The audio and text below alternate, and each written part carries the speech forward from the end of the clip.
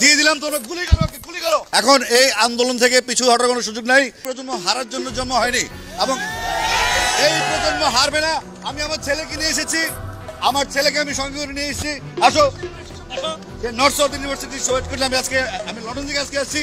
দিয়ে দিলাম তোমরা গুলি করো, গুলি করো।